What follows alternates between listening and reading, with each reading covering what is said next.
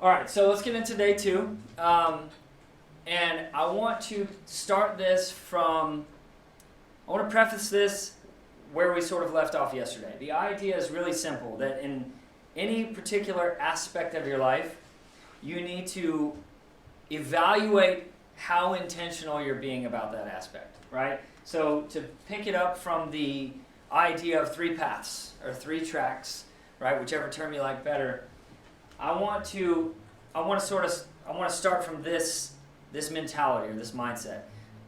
When we talk about the circumstances in your life, when we talk about the outcomes of your goals, those things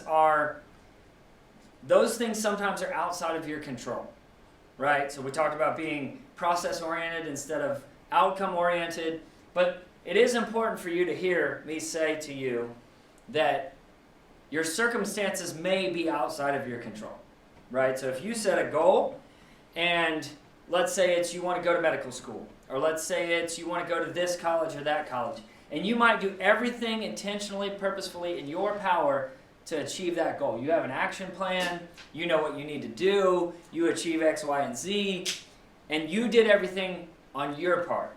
Well, circumstances might dictate that you're not able to have the outcome that you want. And that's why it's important to understand that there are things that you can't plan for. There are things that you can't prepare for. So the language that I'm using is very important to understand. It's what I'm saying as well as what I'm not saying. I can't promise you any guaranteed outcomes. But what I want to teach you to do is to retrain your perspective when it comes to the aspects of your life. For instance, if you were to look at this as you apply this to any particular aspect in your life. Let's say like your academics, right? Here's a good example. I don't believe, personally, that your entire life is on one path or the other. I think there are aspects of your life that get your attention, that get your planning, that get your energy, and that you have intentionality and purpose about that aspect of your life. So for instance, let's use the example of academics.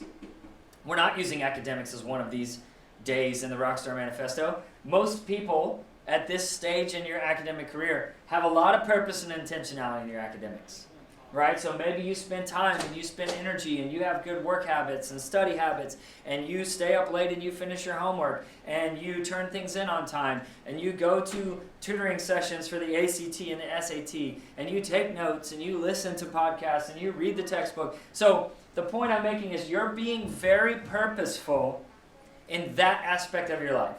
You're being very intentional in that aspect of your life. But you have lots of different aspects of your life. So anytime we add a new topic, right? So today we're going to talk about your circadian rhythms. We're going to talk about homeostasis, hormones and chemicals. That's your emotional well-being. That's your psychological well-being. That's your dietary well-being. That's sleep. It's everything about your daily rhythm. If you're not intentional about that, it's going to affect you negatively in that aspect of your life. Tomorrow we'll talk about finances. Most people don't know very much about basic finances. It doesn't matter that you are suburban and affluent and that your parents have done well. It's just not something that you learn in school, right? It's something you learn by trial and error, unfortunately, unless your parents sit you down and teach you that. So your intentionality in your academics is the reason why it's thriving, right? So notice kind of the metaphor of using paths. What if there's an intersection of streets? So let's say the deciding point of your decisions, maybe it's in your teenage years. So at some point, maybe after middle school, going into high school, you started making decisions for various aspects of your life. So you got into a relationship. And as you got into a dating relationship, as you started down that path, let's say that you were really intentional about it, and you were purposeful about it, and you were communicating, and you were investing a lot of time and energy into the health of the relationship. And you were complimenting your significant other, and you were constantly getting feedback from them, and you had a lot of energy focused in doing in that relationship doing well.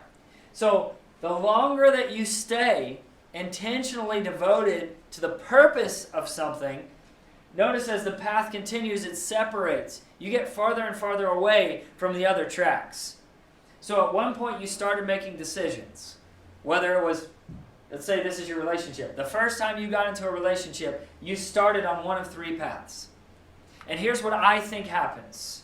I think as you continue down the life of a relationship or the life of your financial future or in academics, I think if you're not intentional, you don't continue to separate yourself from the bad and the negative.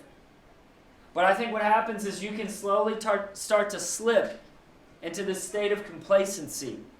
And that's important to understand. I don't think people genuinely just jump from purpose into destruction. I think it's a slippery slope. I think it's a gateway of activities and behaviors. So if you're in a functional relationship, how does it become dysfunctional all of the sudden? Well, it's probably not all of the sudden. Okay? And I think complacency, or if you want to use the word comfortability, if you like that better, I think that's a dangerous thing, because being complacent is a lack of attention. It's a lack of effort. It's a lack of purpose. It's not destructive. It's not bad by itself. But what happens when you start ignoring and being less intentional about the relationship? You become comfortable. And you think, well, that's a good thing. We're comfortable together. Well, yes, it's good that you trust each other. You have a level of comfort with one another. But you still have to be intentional about the relationship itself. Because if you stop paying attention to the relationship, you slip into complacency. And comfort turns into boredom. And over time, boredom turns into curiosity. And curiosity slowly slips into destruction. Because what happens when, instead of being purposeful about that relationship, you start to be complacent, and eventually complacency turns into what? Harmless flirting with people at work, or maybe it turns into, little jabs at your significant other or your partner. And so you start out very intentional in the health of the relationship. You slide into complacency, not immediately into destruction, because destruction is easy to see, right? So we know complacency is the enemy of progress. You're not creative because you're comfortable. You're not going out and achieving. You're not expending effort and energy because you're comfortable. Comfortability is not a good thing. It's an easy thing, but it's not a good thing, right? That's why you live in a comfortable environment. You live in a comfortable, we'll talk about money tomorrow. You live in a comfortable economy. You have the highest standard of living as a society that humankind has ever known. In fact, and we know the numbers on this, if your family makes just $50,000 a year, and that's combined, if one household brings in $50,000 a year, anywhere in America, what that will buy you puts you in the top 5% in wealth on the planet. So let's unpack that a little bit. That means that what your parents, the lifestyle that they've afforded for you, and probably well beyond that, you have a better standard of living than 95% of the people alive on this planet. No, your stress and anxiety is real, but it's not because you're poor. You may have less money than other Americans, but you are not poor. You are not impoverished. You have basic necessities, which would cause stress. No, your stress is not from a lack of resources. Your stress is from a lack of purpose. You're complacent. You don't find value in what you're doing, right? Purpose is way more valuable in your job and your career and whatever. So anytime we start a new topic, you have to constantly, now in your mind, don't say this out loud, but you have to think, where am I at? Where am I at? We're talking about your sleep schedules. Where are you at? You're intentional about that? Probably not. Academics, yep, you're good. You got that. But what about your mental health? What about your relationship? What about your physical well-being, your actual health? Right? You have to check up on those things. You have to evaluate those things. When people say, talk about your feelings, tell people how you feel, what do they really mean? What does that look like? No, where am I at? Some of you are very comfortable. And that's good for now. You're going to have to create a sense of purpose again, though. Because if you slide into destruction, that's obviously going to be a really, really, really slow and gradual and probably almost undetectable course. Some of you are already in self-destruct mode. You're an emotional mess. You're a trash can fire that's just burning up into embers in front of our eyes. So as we go through this, I want you to evaluate, where am I at in this scenario? If you're not in a good place, what is your action step? What do you need to do to fix it? Where do you need to go from here? Right? So let's get into all the kind of chemical areas of your life. Let's start with this idea of a circadian rhythm. Right? That's a concept that you need to understand. Circadian rhythm is the hormonal balance that changes throughout the course of a 24-hour point something day. It's a leap year, so congratulations, bonus. So, your circadian rhythm is the explanation for homeostasis. And your brain chemistry is built instinctively on all of the parts of your DNA that make you human as opposed to, say, a predatory animal, right? You see much better in the daytime. Your hypothalamus is what's called diurnal, right? What does it mean to be diurnal as opposed to, say, nocturnal? You don't know what the word diurnal means? Nocturnal means what? You're awake at night, you sleep during the day. And it's really not so much your propensity to sleep during the day, it's the fact that melatonin is released to make you tired during the daylight hours because it's safer for you and your environment at night. You are a diurnal being. You're not a nocturnal being. Your homeostasis, your hypothalamus, your body's set point, all of that is a fluctuated process of hormones. Homeostatic state is the goal. What is your hypothalamus doing all day, every day, at any given second? It's trying to keep you in a state of internal balance, rest. So what happens when your serotonin level drops? You feel sad. You have to release serotonin to get back to normal. What happens when your serotonin levels go too high? Mania. You have to metabolize the serotonin to get back to normal. So what's happening? You're constantly fluctuating chemistry. That's what the endocrine system does. Part of that is a stress response to get you back up to where you need to be, or a parasympathetic response to get you back down to where you need to be. And all of this changes and fluctuates throughout the day. And the reason I say that is it's all connected. Your diet, your sleep, your stress level, all of it's connected. It all has to do with your circadian rhythm in a 24-hour day. Right? So for instance, we talked about this last week. The HPA axis. What is the stress response in the hypothalamus? Well, this is the feedback loop from your brain to the adrenal glands. You know it as stress, fight or flight. Where does cortisol come from? Well, it comes from the adrenal glands. Well, you know the hypothalamus is blocked inside the blood-brain barrier, so it can't put hormones into the bloodstream. But the hypothalamus is connected to the pituitary gland. So what happens? The pituitary gland creates ACTH. That gets to the adrenal gland, stimulates a response, and the adrenal gland secretes cortisol. Cortisol is what we know as the stress hormone.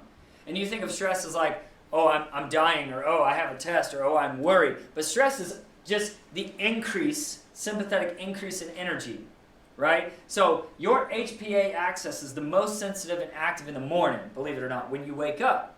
It's a part of your circadian rhythm. You wake up in the morning, you stretch, your body is prepared for a stress response. So you're actually more susceptible to anxiety in the morning hours after waking up than you are the rest of the day. And that matters because your whole life is a reciprocal determinism loop.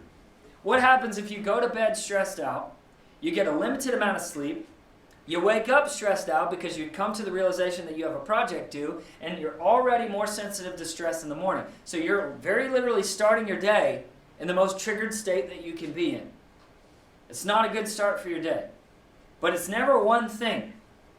We're going to talk about your diet. We're going to talk about your sleep patterns. We're going to talk about stress responses. Please know that your stress response, your sympathetic nervous arousal, is necessary for your survival. It's a part of homeostasis. You can't eliminate HPA communication, nor should you want to. Right? But your emotional state is a constant feedback with the environment around you.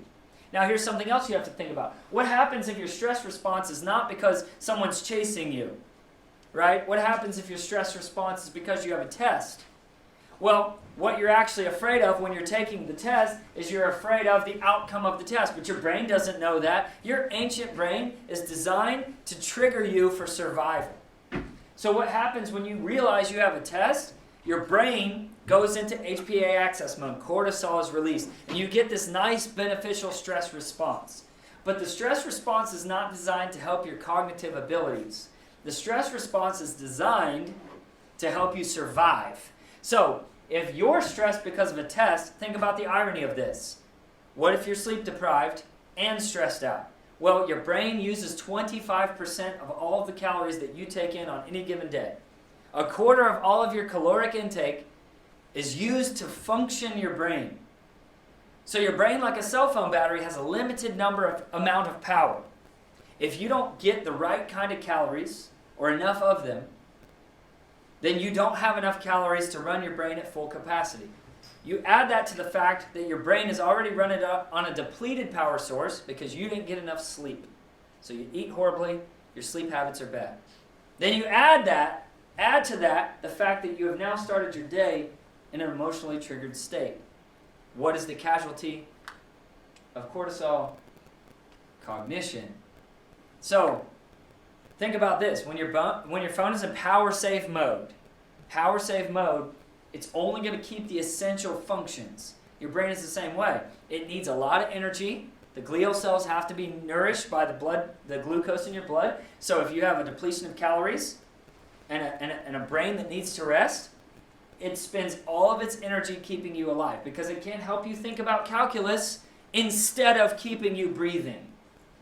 So all the things that you do that contribute to your test anxiety are part of the constant metabolic state, the constant homeostatic state, the constant emotional hormonal state. This is all part, right, of this 24-hour circadian rhythm that's just flowing. So you need to keep rhythmic balance in your life.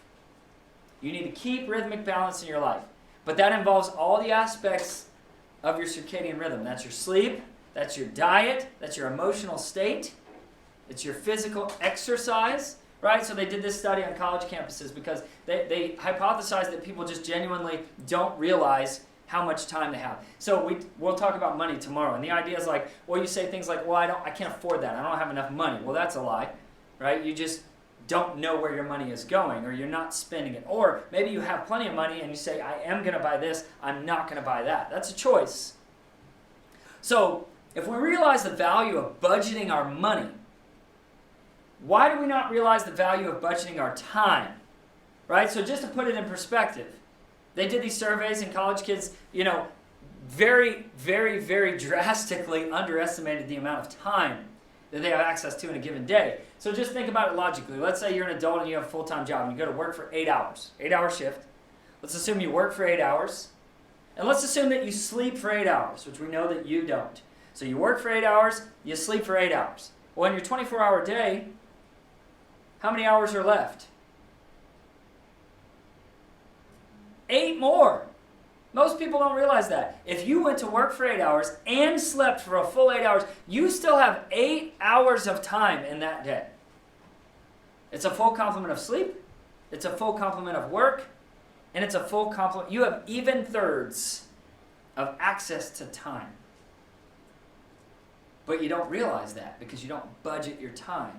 You don't realize where your time is being spent. An hour here, right, for getting ready. An hour here for travel time. 2 hours there, right, for practice. Another hour here for who knows what, right? All of those things add up. So you find yourself wasting time in that extra 8-hour wedge of the pie. And so you have to take away from your sleep 8 hours to make up for the time that you wasted in the extra 8 hours. So it's false to say you don't have enough time. You do have plenty of time to do all the things that you need to do to stay balanced in a homeostatic state. You might have too much stuff on your plate. Or maybe it's not realistic. I have to take these classes, coach. I have to go to work. I'm playing this sport. What do you suggest? I suggest that you budget your time the same way that you would budget money. Keep actual track of how much time you spend doing every little thing in a short window and then extrapolate it over a long period of time. Become more conscious. Think about it in terms of the paths. If it's my time, am I budgeting it well? Am I being intentional? Am I being purposeful? Probably not. Right? So that's one aspect of your life that you can take control of. But you have to be intentional about it. You have to have purpose about it. We know stress. You understand anxiety. Does it have to happen? The level of stress that releases in your bloodstream should be for related things. It should not be for something that's avoidable, right? You have a limited amount of stress. Long-term stress causes problems, right? So let's talk about the circadian rhythm then. Let's talk about sleep and let's talk about time. Again, when we're talking about the hypothalamus and homeostasis, H for hypothalamus, H for homeostasis, right? That determines everything about your circadian day. It's emotional triggering from the standpoint of like sexual arousal.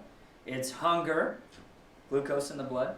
It's thirst, the need for water, obviously, so your cells will work, and it's sleep. That's what your hypothalamus regulates. That's your day. That's a whole day. That's a complete day. If you can check all those items off a list, it's a pretty satisfying day, right? So here's the reality. How your brain, how your diurnal animal hypothalamus works. There's a part of your hypothalamus that's devoted to various things, right? You have the lateral hypothalamus, right? You have the ventromedial part of your hypothalamus, the tegmental part of your hypothalamus. You have a part of your hypothalamus that's known as the pineal gland. The pineal gland. And all it does is trigger the release of melatonin. So the pineal gland does so, or blocks the production of the release of melatonin based on whether or not it is daytime or nighttime, right? So how does your brain know when to release melatonin? It's not because of a schedule. It's not because you've done X amount of energy expenditure and now your brain puts you to sleep. A lot of people think that. No, when the lights go out, melatonin gets released. So the problem is your brain is ancient, and technology has evolved faster than your brain has evolved. And so when you stare at a blue screen and blue light is inundating your retinas, it's actually preventing the pineal gland from releasing melatonin. Right? So if you're looking at your phone or watching TV before bed, you need to stop it. Right? Put your phone in night mode, right? Which most of you probably do. If you don't do that, do that. Right? So here's the other thing. So the pineal gland is responsible for knowing when to release melatonin. But there are some misconceptions about sleep. The issue with sleep is not just the amount of time that you spend sleeping. It's about the quality of sleep that you get, right? So let's talk about REM cycles. REM's R-E-M. It stands for rapid eye movement, right? So we'll learn about this in chapter 5. But REM sleep is when your brain rests. It's when your brain replenishes itself. It's when your brain recharges the batteries. So here's what matters. You have different levels of sleep. You need all of them. You need both of them. You need deep sleep, that's where your body rests. That's the closest to death that you will be until you die. Like surgery sleep, you're like out. You have no concept of time. You have no concept of pain. You have no concept of sensory signals. And a lot of people think that in your deepest level of sleep, that's when you dream. False. It's the opposite. You dream during REM cycles, right? Static energy in your cognitive processes. Your brain is firing images and thoughts, emotions. Why? Because your brain has stopped functioning, in a sense, so that it can recharge. So rapid eye movement sleep is when dreams happen. You don't have like an 8-hour-long narrative dream while you're sleeping. You have dreams in short spurts, 10 to 15-minute increments during REM cycles. In fact, what determines whether or not you remember a dream is whether or not you wake up during the dream. And dreams only happen in REM cycles.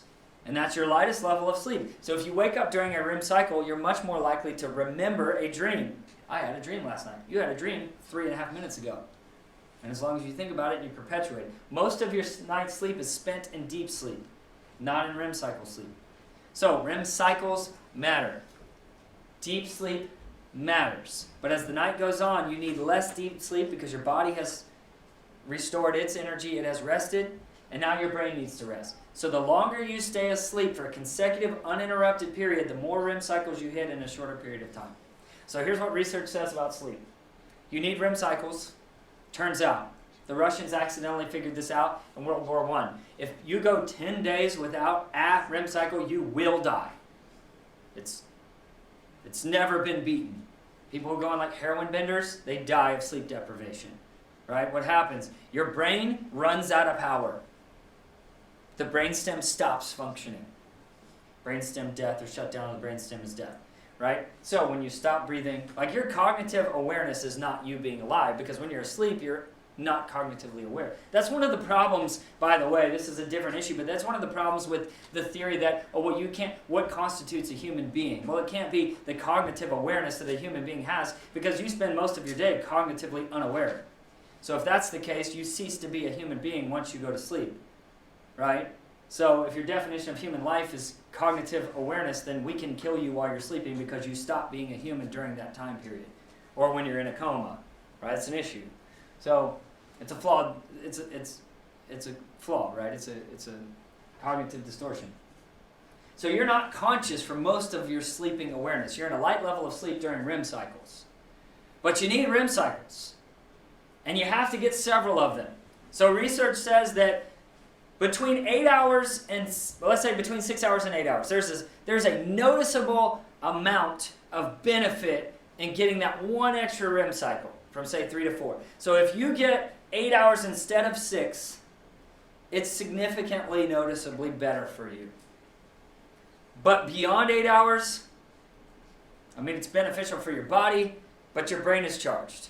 So you really don't need more than 8 hours of sleep. Less than 6 hours is significantly detrimental.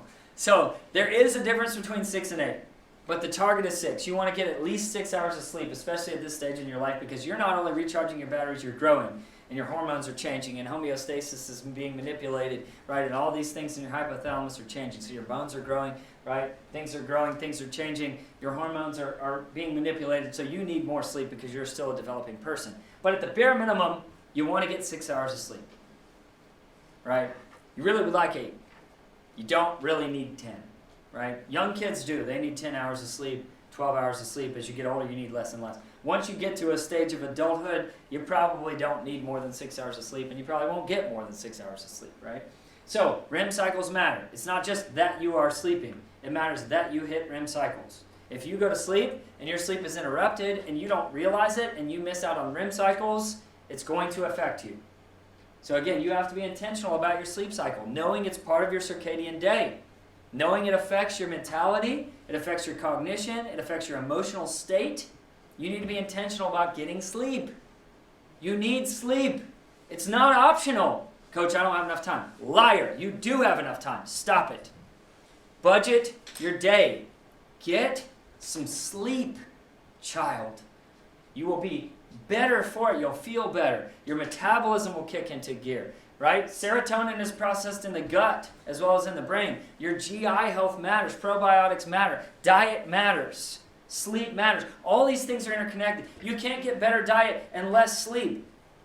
You need all of the parts of homeostasis. When chemicals are missing from your blood, then you're going to be uncomfortable. Why? Because that's how you add food. That's how you add water. That's how you add sex. That's how you add sleep. That's how your hypothalamus convinces you to do something.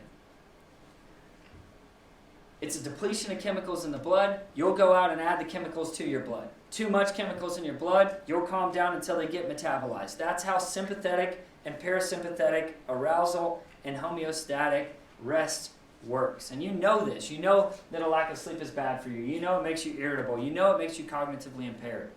Right? And it does. One of the things that you lose in stress is one of the things that you lose in a lack of sleep is cognitive ability. Memories are cognitive ability. When you are sleep deprived, it actually affects your ability to create memories. So I want you to think about the irony of this. You don't go to sleep so you can study for a test. You're stressed about the results of the test.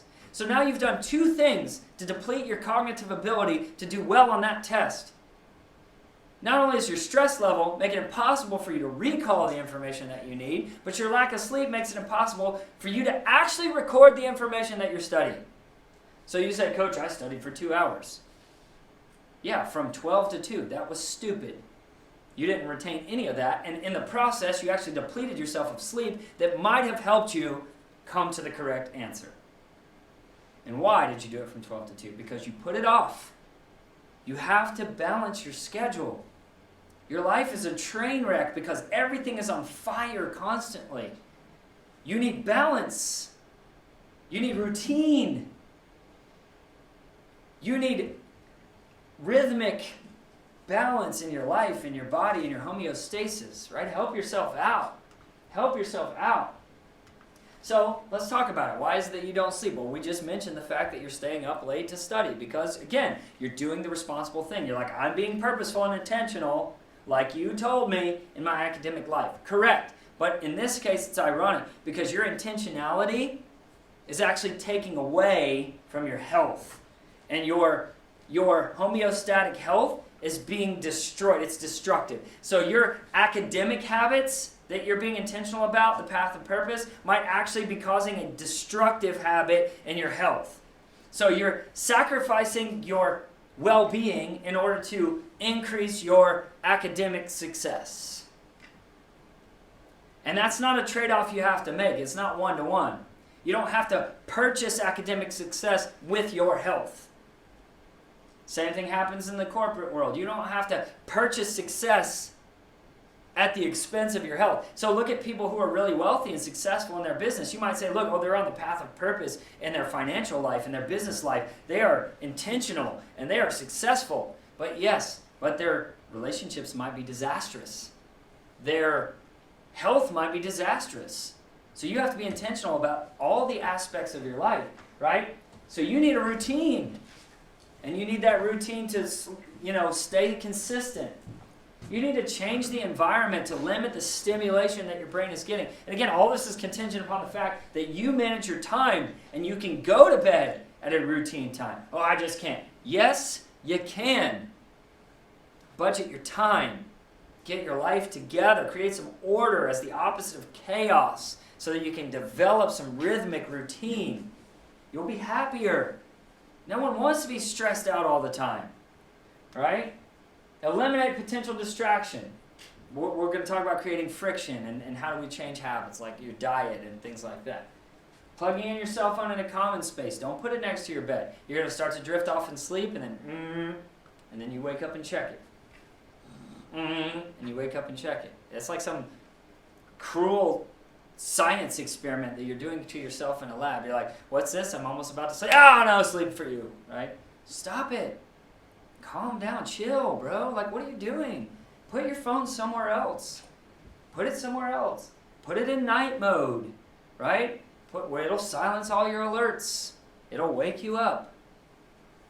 You can use fitness trackers to track your REM cycle. Set your alarm so that it goes off during a REM cycle. You might wake up 15 minutes earlier or 15 minutes later or 22 minutes earlier and you're thinking, oh, I don't have to get up for 20 minutes. Doesn't matter. You're missing the point. It's much easier to wake you up during a REM cycle. So who cares that you got an extra 22 minutes of sleep if you slipped into a deeper state of sleep and now you can't be awakened? That's actually counterintuitive to the idea of waking up. So technology can be your advantage. But technology is also probably what's robbing you of your ability to sleep. And it might not be technology, it might be stress. For some of you, the single greatest thing you could do for your circadian rhythm when it comes to sleep is just organizing your day and putting everything where it goes in a time slot and not deviating from your routine, right? Limit liquid intake for at least an hour before going to bed. You got to get up and go pee. And not only that, if you put anything into your bloodstream that's going to stimulate any part of your brain, obviously it's going to keep you awake. Your diet has a lot to do with it also. We'll get into that. What happens when you eat processed junk food that does nothing but create this just built up extra amount of glutamate in your brain. And glutamate is a molecule that causes your neurons to fire. So you're adding chemicals to your brain that overstimulate the brain. And you're laying in bed with a restless mind going, man, I'm tired. Why can't I go to sleep? Because you've manipulated the chemistry of your brain by eating Lay's potato chips for the last 18 years of your life.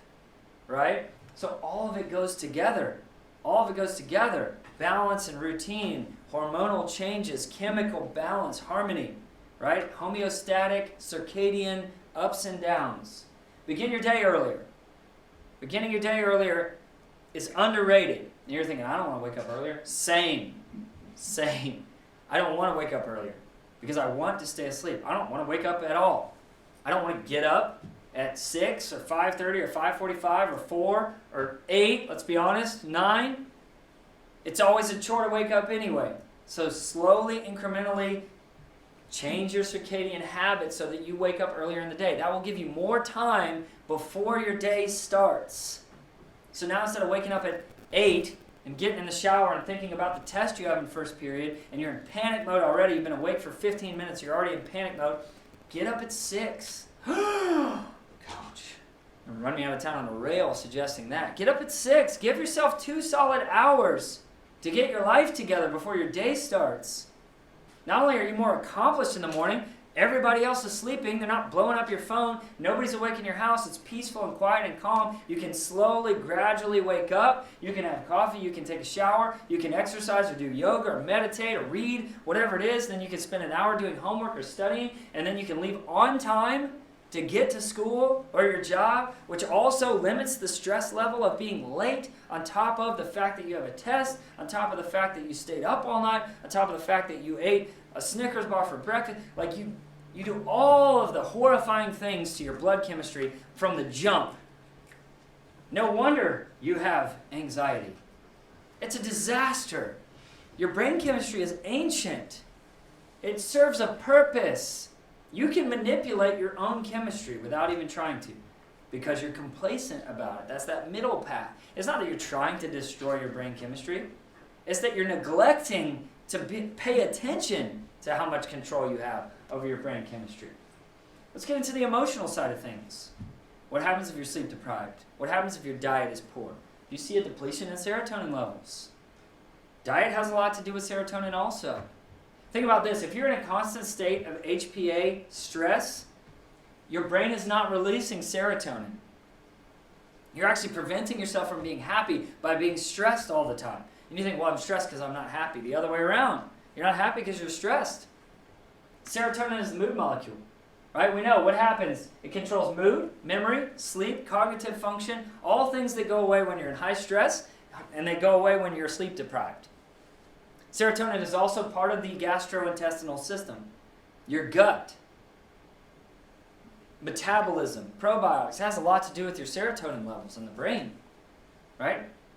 So maybe happiness does start with the food that you eat in the gut, right? So if you want to increase your serotonin levels, you need to be calm and relaxed. You need to avoid unnecessary stress. Some stress is necessary. You need to do things that make you happy. You need to spend time with people. You need to go into the sunshine.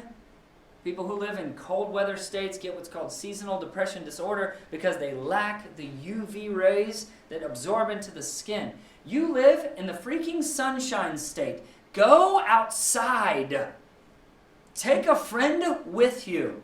Oh, and get some sleep. If you got enough sleep, got with friends that make you happy, and went to the beach, it might actually be a narcotic level of endorphins and serotonin that you got in your brain. Your brain's chemistry is built for a much more active and balanced life than what you lead. Your cognitive processes are getting too much of your attention and not enough of your mental health. So people say things like mental health awareness. Talk about how you feel. Feelings are part of it, but they're not the only part of it. The chemicals that you put into your blood are part of it. The sleep that you're not getting, part of it. The exercise that you don't participate in, part of it. Think about exercise. When you get exercise, the brain releases endorphins. And you know that, but you probably haven't thought about why. Well, let's see why endorphins exist. If endorphins are like your little opioids, they block all the pain, well, why would you need endorphins when you are in a heightened state of physical arousal? Well, because your brain believes that you are being attacked and trying to survive.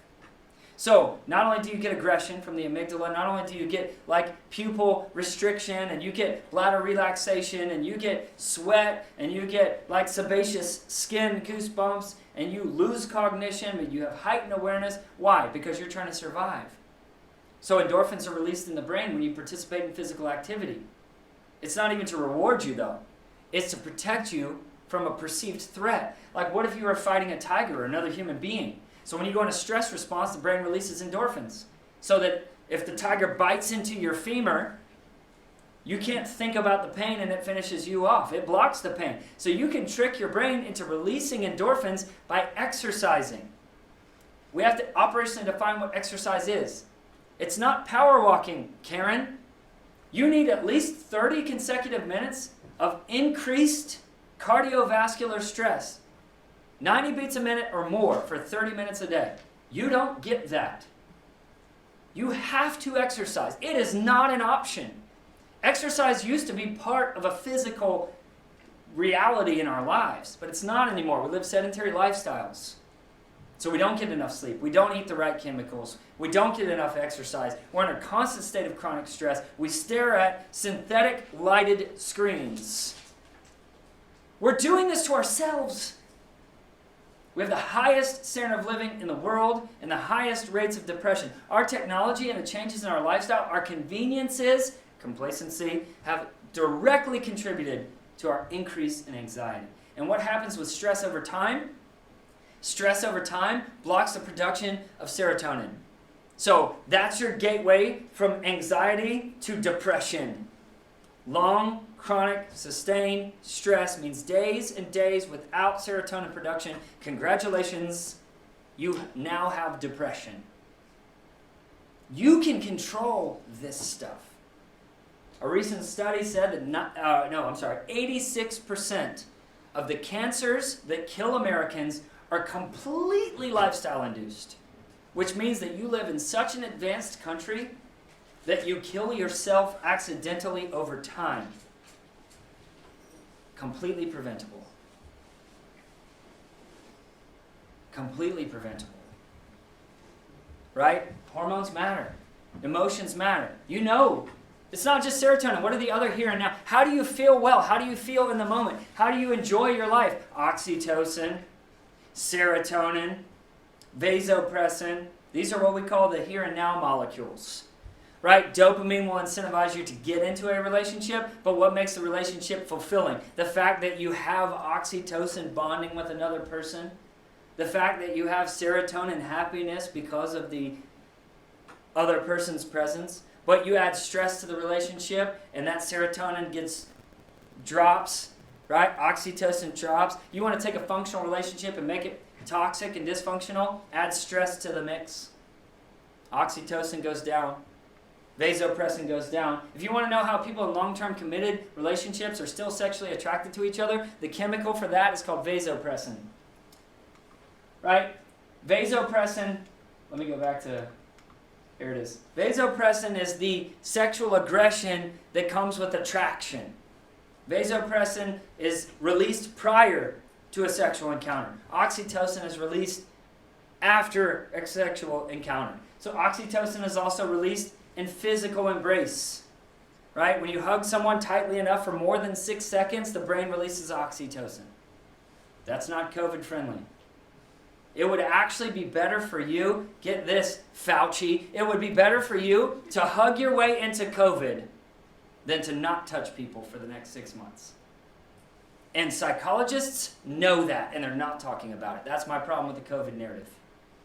They know that.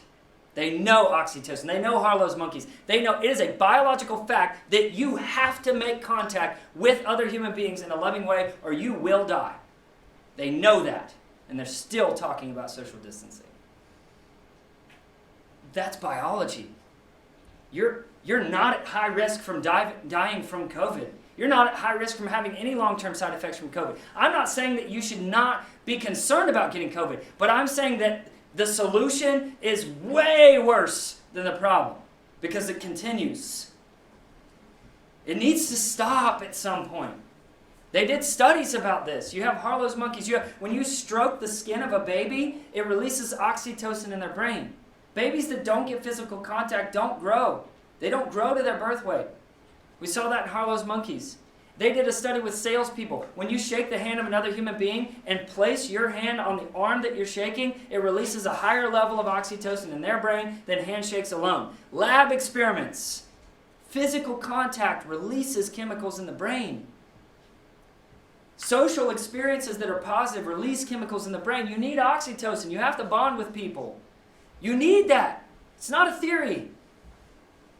It's not a theory, and they know that. It's infuriating to me. And I get it. They think the cause is better, but at what cost? For how long? Suicide rate has gone up 200% since March. 200% since March. Highest affected, 11 to 25. This is actually literally killing you. It's got to stop. It's got to stop. At some point it has to end because we know how human biology and homeostasis works. It's not a theory, y'all. It's not a theory. It's a biological fact. It's homeostasis. So how do you go from sexual attraction and vasopressin to fulfillment in a relationship? Well, vasopressin is released because of oxytocin bonding. You get more sexual attraction for people with whom you trust. Right? Oxytocin is released at sexual climax. Vasopressin is not. Vasopressin is the attraction itself. So you bond with people when you have sexual climax. That bond creates attraction, not the other way around, believe it or not. Interesting. Sexual attraction continues even after dopamine desire goes down. Vasopressin desire does not. It's interesting. Vasopressin release decreases anxiety. Oxytocin release decreases anxiety. The opposite is also true. If you want to eliminate the oxytocin in your romantic relationships, be stressed out all the time.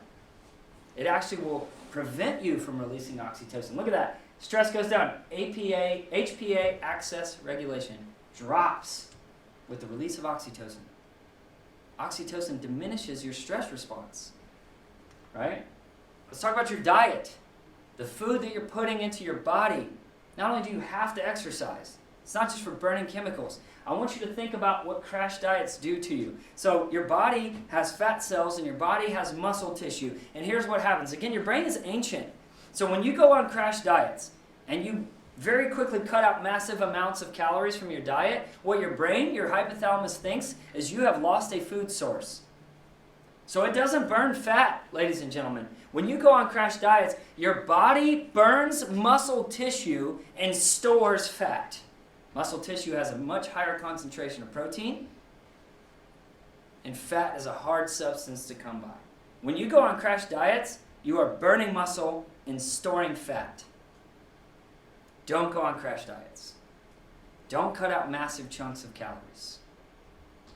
The other problem is the type of food that you eat. If you eat food that's high in preservatives, not only is it not helping your gut, because it's very literally preserving us, right? And this is, I like chips, man. I'm a junk food-aholic, right? But it's not good.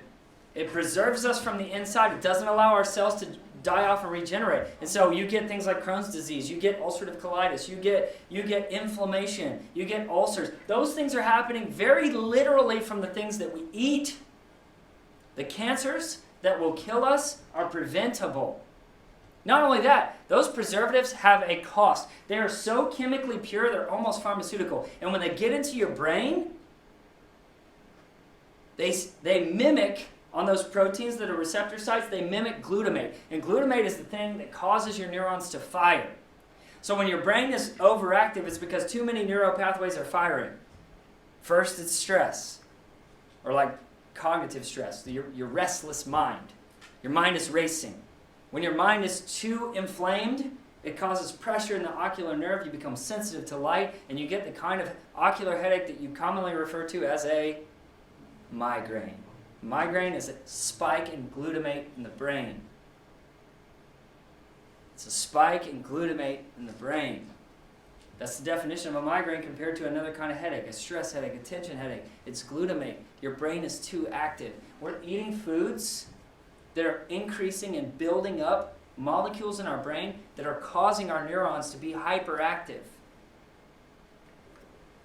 The first thing that a child neurologist will tell you to do if you are suffering from bouts of panic is to cut gluten out of your diet for a while and see what happens. If you go a month gluten-free, I promise you, you will see a drastic change in your mood. It's hard. Gluten is delicious, but you will see a drastic change in your mood because you're not adding synthetic glutamate. There's two kinds of gluten. There's bound gluten and free gluten. The natural foods that like graze the earth, like red meat, they have bound gluten in them. That bound gluten cannot get into your brain. Protein for the muscles doesn't affect the brain. Free gluten, chemical lab-created gluten, does get into the brain. It does get into the brain. It affects you. Especially things like MSG, right? You eat like high-sodium foods, Chinese restaurants, takeout. You eat like ramen noodles. It's like panic attack, 30 cents a pack, right? That's what it is. Excess glutamate leads to migraines, inflammation, diabetes. Again, those are all things that affect your health. You have to be intentional about what you're eating, what you're putting into your body, how much sleep you're getting. how much stress you're under. They all contribute to one another. So be intentional. Take control of that part of your life. Get exercise. I want to exercise, I don't have time. Get up earlier. I can't, I'm tired. Go to bed on time. I can't, I got to study. Fix your day. You see how it just is a domino effect. Organize your time. Put everything in its place so you can study. You can utilize that extra time so you can go to bed on time, so you can wake up refreshed and well, so you can minimize the amount of stress, so you can eat the right food, so you can actually exercise, so you can do cathartic things.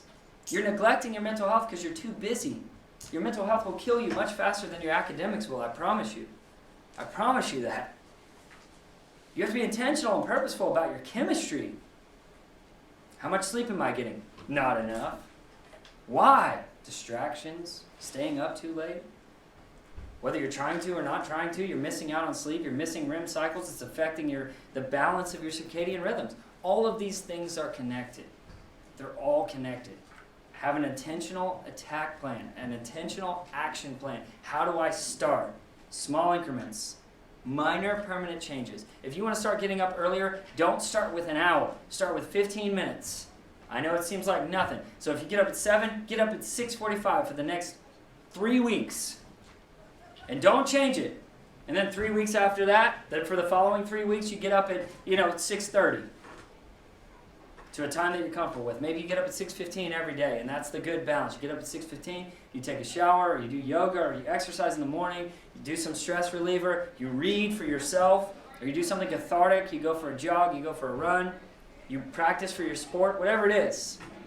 Then you spend time doing academic things, you get your responsibilities taken care of, because your afternoons fill up quick, you know that. You go to school ends, you go to practice, or you go to your shift, or you go to your Aunt Nancy's birthday party at Chili's. You got to drive 7 hours to get to downtown Pensacola. Whatever it is that you have to do, right? Create balance. Create balance. All right, finances tomorrow.